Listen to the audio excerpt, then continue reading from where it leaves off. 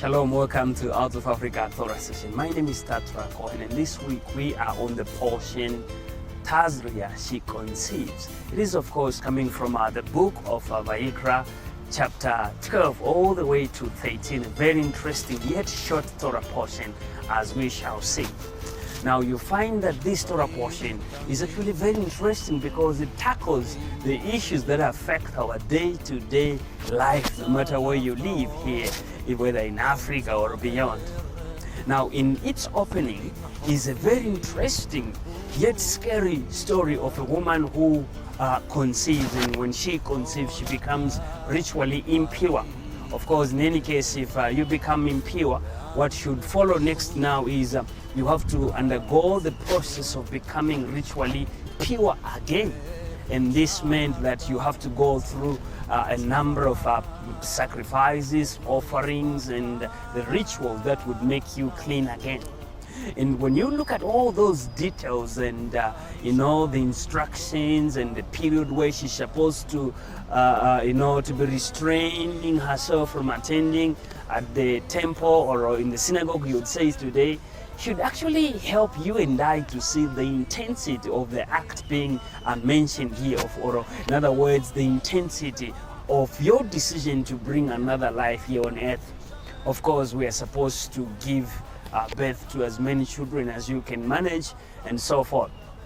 But before you go into that, you should actually think and become sober, because the intensity of what is being mentioned here concerning this woman who conceived should actually help you understand how big the issue is, how intensity or this issue is actually discussed here, that when you are bringing a life, you are partnering with God to do the act of creation here on earth. And that is not an activity or a project that you should take lightly. Of course, I don't want to dwell much on that today. Today, I want us to dwell mainly on the second aspect, which this Torah portion actually dwells mainly on, and this happened to be the issue of the person sick with what is known as tzarat.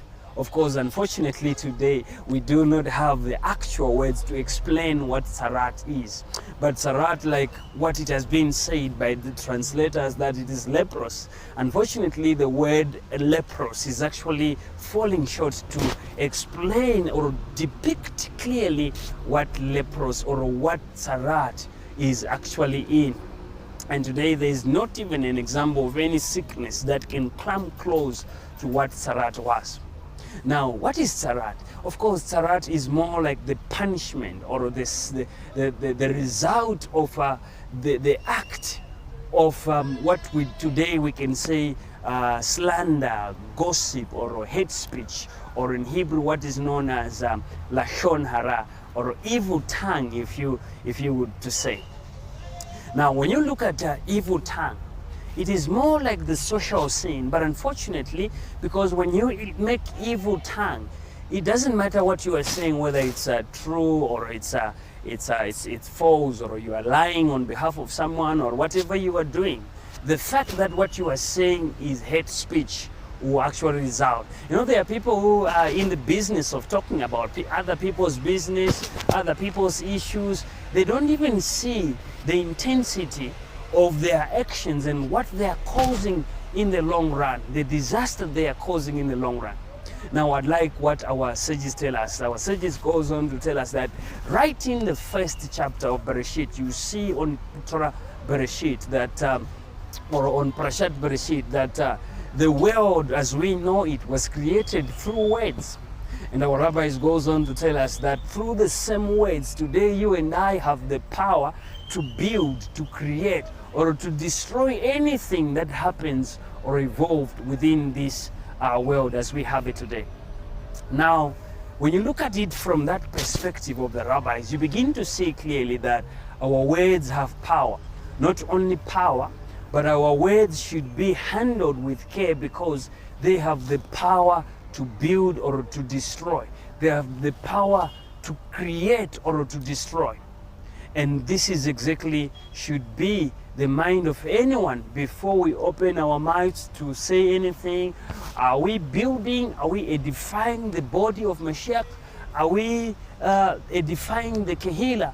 Are we building the community with the words which we speak?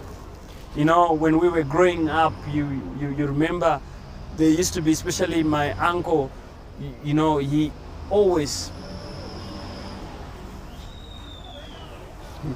So the question today is, when you talk, when you converse, when you exchange words with others, when you communicate out there, the question today is, are you building or you are destroying? Because with your tongue, God has given you the power, like he had, the power to create the universe through words. Let there be light, and it was.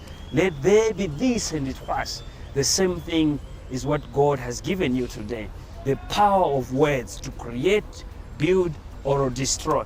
And my word to you is, use your words in a way acceptable, or in a way that is beneficial both to you and the people around you. Unlike Tzarat, or leprosy, if you wish, it was the sin or the act which began socially.